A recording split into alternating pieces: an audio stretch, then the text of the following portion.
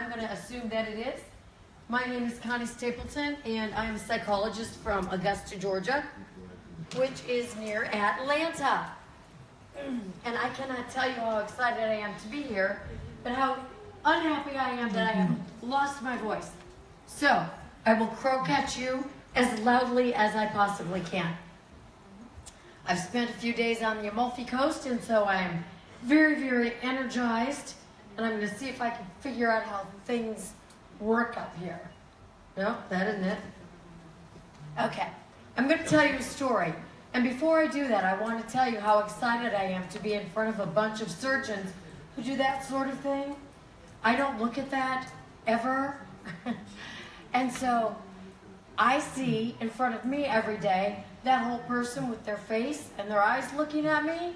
So I want you to try to switch gears from imagining what you see in your world every day to the time that you spend face-to-face with the patient. And I want you to think about being at a conference, and I was at a conference a couple of years ago in the States, and it was a panel discussion, and the surgeon was the moderator, and he and I were chatting before the session began.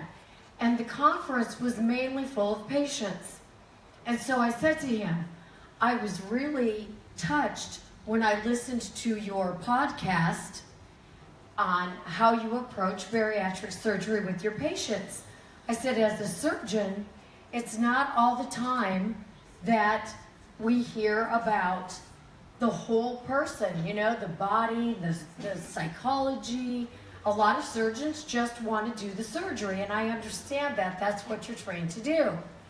I said, I took exception to one of the things you discussed in your podcast. And he said, what was that? I said, you mentioned that you don't think food can be an addiction. I said, I've worked in the field of bariatrics for 15 years, but I've worked in the field of addictions for at least 25. And as he stood up, he said, you're only as good as your training. OBGYNs think they're surgeons too. Well, I was a little taken aback and a little bit upset by what he had said. So when he got up in front of the room and introduced me, he asked the people in the audience, how many of you believe you have a food addiction? And nearly every hand in that audience went up. How many of you believe that your patients believe that they have a food addiction? Okay, not very many hands went up. So this is why I am so excited about being in front of surgeons, because I want you to do me a huge favor after you text all your friends who aren't in here and tell them to get in here now, because I need to see them too. I want you to open up your minds, take them away from an operating table, and put them into the world of your patients, the everyday world.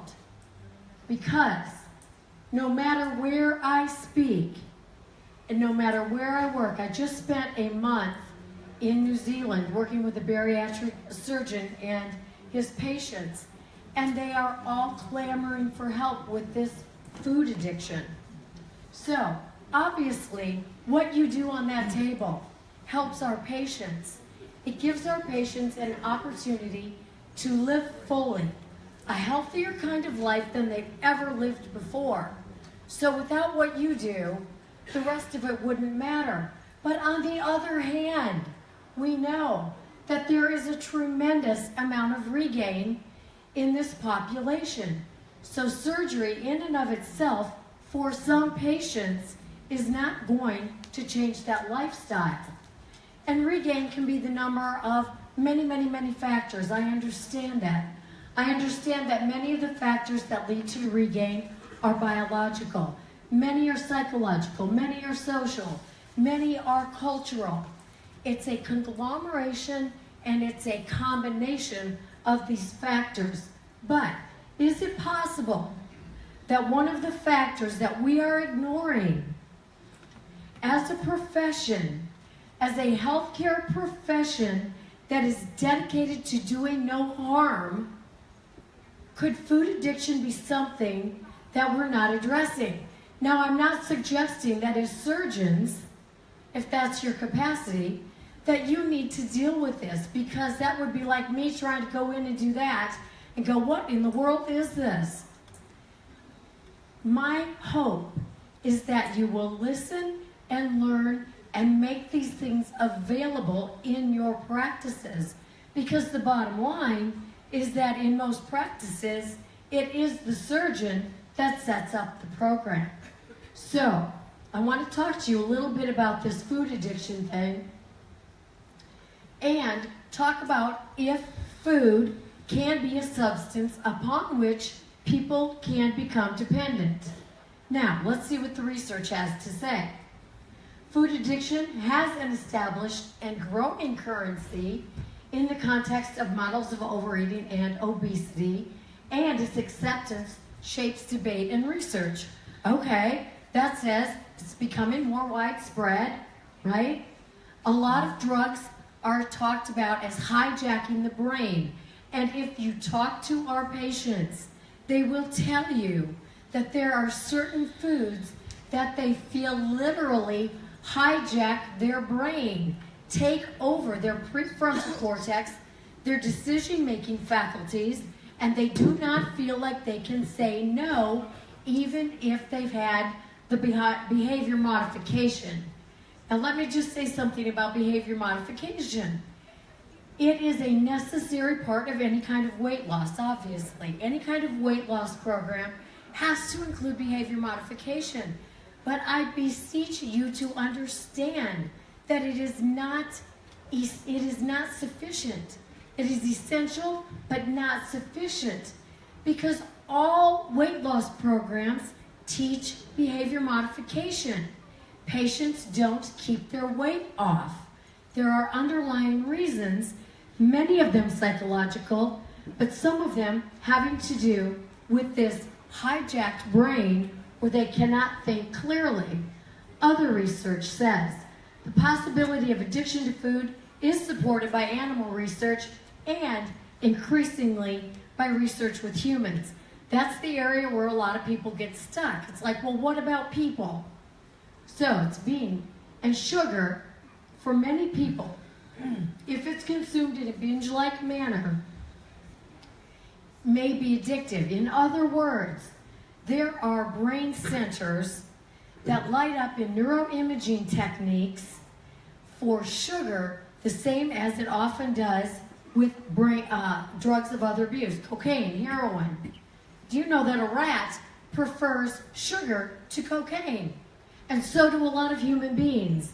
And many of those human beings are the ones who are laying on the table, the ones that you are giving an opportunity for the gift of a better life. So food addiction and substance addiction share dopamine signaling. Not only dopamine, but there are several regions of the brain involved in the reinforcement of both feeding and drug intake. So it's dopamine, but also the opiate systems. So I'm not going to get into a lot of the neuroscience because I'm not a physician and I would only get it all mixed up. But I tell you what, I work with these patients, and I have worked with patients in many countries and almost every state in the United States. And the patients know, even though there's no scientific agreement, and let me just take a step away from that a minute, because I want to remind you that in the American Medical Association, it was only a few years ago that the AMA decided obesity was a disease. It wasn't until the 50s or 60s that the American Medical Association decided that alcoholism was a disease. I don't think we are too far behind in terms of the recognition that food can be addictive for our patients.